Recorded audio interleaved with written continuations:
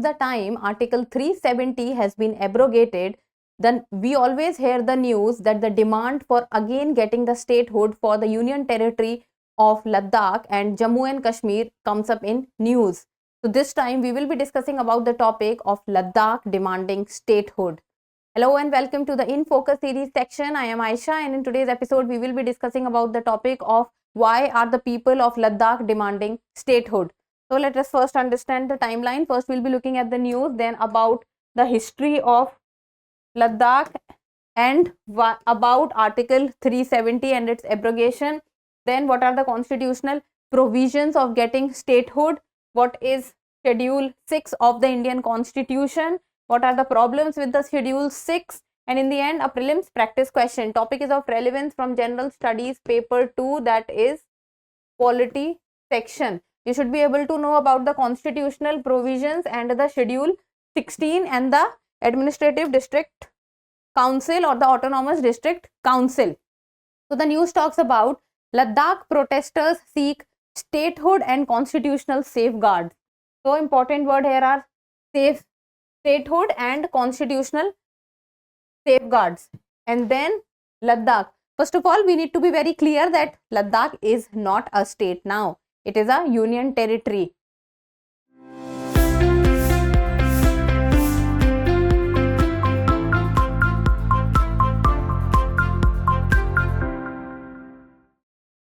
So what is happening is that Ladakh has observed a complete shutdown few days back, and this shutdown was because people of Ladakh and few of the organizations which works in Ladakh, they are demanding again the statehood for Ladakh, and thousands of people gathered in Leh, and the demands that they were putting up were parliamentary seat each in Leh and Kargil, that is, and they are also demanding parliamentary seat in Lok Sabha and Rajya Sabha, then job reservation for the local people, statehood for the union territory, and inclusion in Schedule 6, that is tribal status.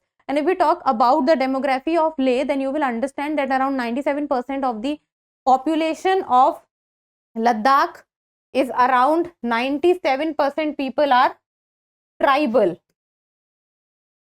So 97% people are tribal. That is why they are also demanding that they should be included in Schedule 6 of the Indian Constitution, as Schedule 6 of the Indian Constitution talks about the tribal aspects and the population of tribals.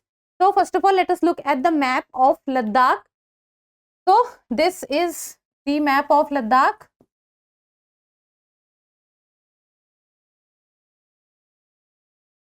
See, earlier it was Jammu and it was complete Jammu and Kashmir, but if we talk about particularly Ladakh, so after abrogation of Article 370, the state of Jammu and Kashmir has been divided into two union territories, and that is, first is the union territory of Ladakh and the union territory of Jammu and Kashmir. So if we talk about Jammu, Kashmir and Ladakh, then Ladakh is big among all three. Ladakh is biggest in size, and Ladakh shares its border with Indian state. If we talk about, then it shares its southern border with Himachal Pradesh, and if we talk about the international boundary, then it shares its border with China, Afghanistan and Pakistan. So these are the three international, with three countries with which it shares its international border.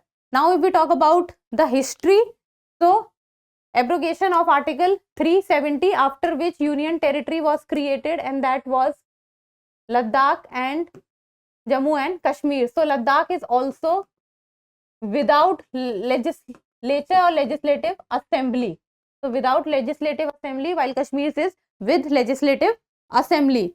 Now after that Article 370 was repealed, so the special status of Jammu and Kashmir was also taken away. So the special status, with the special status, there were few aspects of the special status which the Jammu and Kashmir had. So it was that they have their own constitution. I will be talking about only few major ones. They had their own constitution. The earlier which was the Indian Penal Code and now the Bharatiya Nyaya Sanhita. So earlier the criminal law system or the police system was not, what was valid in whole of India was not valid in Kashmir. So criminal system, and now with Article 35A also getting repealed, people of other states will also be able to buy properties in Jammu and Kashmir. So these are few of the points, and now that the Bharatiya Nyaya Sanhita will be allowed in Kashmir, the Constitution of India is applicable in Kashmir also. Other states people can also go and buy properties in Kashmir. So these are few of the major changes which has taken place, and with it there are many other changes also, because we are not completely going into Article 370, so I will not be going into it. So with this, the special status not being in place now, people of Ladakh very particularly is demanding for statehood. And if we talk about statehood, with statehood they are saying that we also want a inclusion in Schedule 6, because they think that their identity, their culture, their language is at stake. They want it to be preserved. They want to pass it on to their future generations, so that their language and their culture can be preserved and can go on from one generation to another generation. And with this there is also a danger of not being able to find employment, so they are also seeking a reservation in employment. And with this they also want representation, so they want a seat in the Lok Sabha and the Rajya Sabha also. These are the demands that they are putting up. So about the constitutional provision, that if a statehood, if we talk about statehood, if a union territory of a country wants to be a state, that what is the process that statehood can be achieved. So if we talk about, then union government in India has the power to create a new state. So it is the union government which has the power to create a new state out of the existing states, or to merge one state with other. So it is the ultimate power lies in the union government hands, even though they consult it with the state government, but it is the union government which takes the call. And this comes under Article 1, Article 2, Article 3, and specifically under Article 2 and 3. So if we talk about Article 1 of the Indian Constitution, then it talks about the name and territory of the union. So the name and the territory of the union is under Article 1. Then Article 2 of the Indian Constitution, it talks about the admission and establishment of the new state. So if any new state wants to be established, it means a new establishment. So that will be under the Article 2.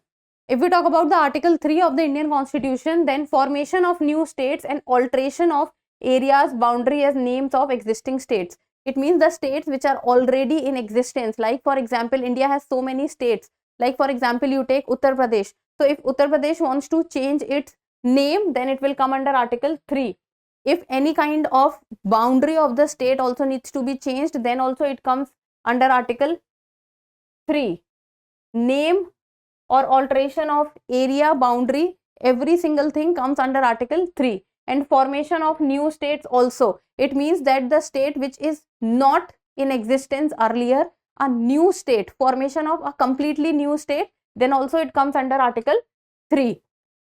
So if any demand for the statehood arises, then it has to be dealt under Article 2 of the Indian Constitution and under Article 3 of the Indian Constitution.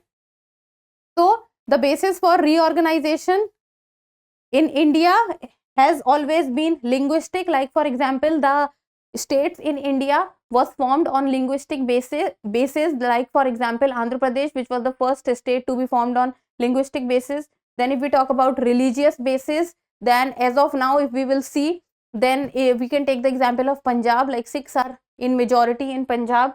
Ethnic or administrative basis, we can say ethnicity example can be Nagaland. So this is called the reorganization of states. So reorganization of states in our country has taken place on the basis of linguistic, religious, ethnic and administrative.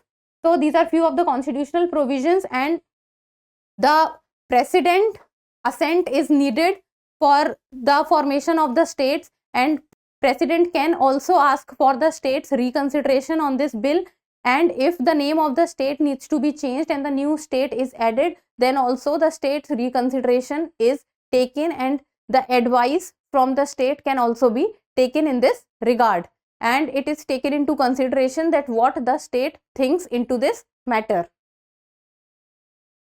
Now about the Schedule 6. So if we talk about the Schedule 6, so it basically deals with the tribal groups in our country. So under the Schedule 6, the most important aspect is the establishment of the ADC, that is the Autonomous District Council. As the name itself is saying, that it is a council which works on the district level, and it is autonomous in nature. Autonomous means which works on its own. Then Schedule 6 is basically applied to 4 northeastern states, that is Assam, Meghalaya, Tripura and Mizoram. Look into this map. This is Assam, Meghalaya, Tripura and Mizoram. So these are the 4 states which comes under the Schedule 6, because these are because this is with regard to the tribal groups. Rest there is Schedule 5, which looks into the aspects of scheduled areas. So 4 northeastern states, that is Assam, Meghalaya, Tripura and Mizoram. And if we talk about the Autonomous District Council, then it looks into the perspective of protecting and preserving tribal culture and autonomy in the administration of these areas, because these areas have a very complex demography, and the tribal groups and the tribal people are also in large numbers. So these areas cannot be governed at the same way the other states or the other districts are governed.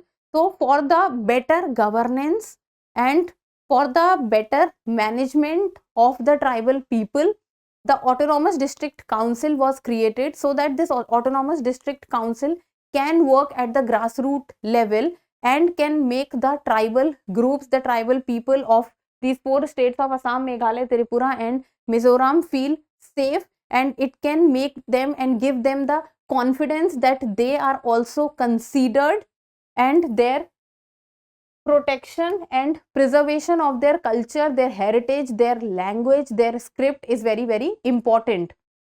And they also help in the administration of these areas, as the ADC is autonomous in its working, so it also looks into the administration of the tribal areas.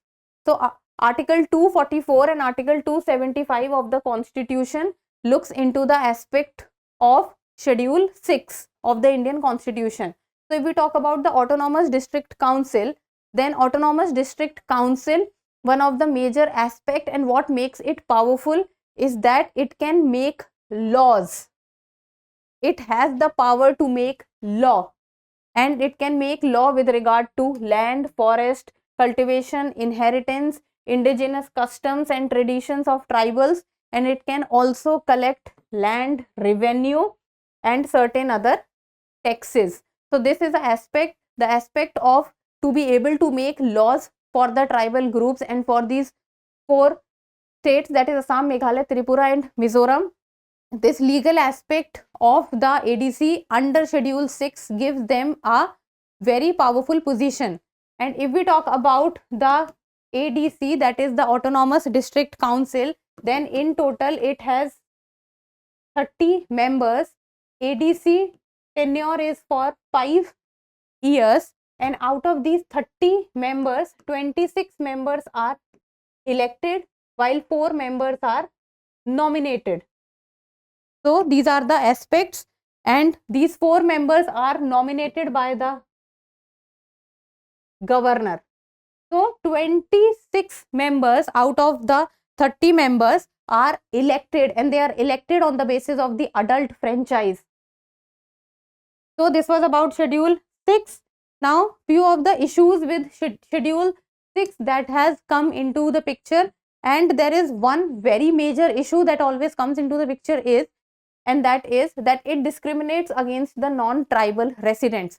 So it cannot happen that in an area 100% population is the tribal population. So what about the non-tribal population? So it has always been said that if ADC is working, they will work keeping in mind the welfare of the tribal groups, while the non-tribal people will feel left out. So this point of discrimination between tribal and non-tribal people always comes up, and it fringes upon their fundamental rights, and specifically that is the fundamental right, that is the article 14, that is the right to equality, and article 15, that is right against discrimination.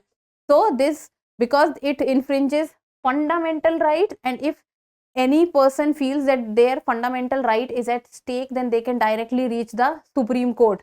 So this is what creates a very big problem, and this is one of the major issues with Schedule 6. Then it also creates multiple power centers. Like for example, ADC is the Autonomous District Council, which has the power to make laws, and they also have the power to collect taxes and land revenue. And then there is a state government also, and so there is Autonomous District Council, there is a state government, so the power centers are different, and it is not always necessary that the state government and the ADC is at good terms. It can be, it cannot be. Then it hampers economic development in the region, because ADC works autonomously. Many a times it can create problem because it works autonomously and it needs to give its consent if any kind of work needs to be done with regard to few things that we just looked in the previous slide. So these things, if any kind of work needs to be done in those areas, the approval from the Autonomous District Council is needed. So if the Autonomous District Council does not give its approval, then the work will be stopped there, or the work will be at a halt. So many a time this can also become a hurdle in the economic aspect of the area. As if we look at the northeastern states of India, then Assam is one of the biggest states. Then there is Meghalaya, then there is Tripura, then there is Mizoram. And Mizoram and Tripura also shares international boundaries. So they need to have a proper check. So ADC or Schedule 6 can many a time hamper economic development in the region. Now in the end, a prelims MCQ, and this is a PYQ of the year 2015, and you people need to tell me the answer in the comment section. The provisions in 5th schedule and 6th schedule in the Constitution of India are made in order to protect the interest of scheduled tribes, determine the boundaries between states, determine the powers, authority and responsibility of panchayats, and protect the interests of all the border states. So as it is a PYQ, I hope you people must have been through these questions till now. So give me the answer in the comment section, and that's all for today. Thank you so much for watching. Till we meet next time, keep reading and keep writing. For more informative content, like, share and subscribe, and do not forget to press the bell icon to get the notifications.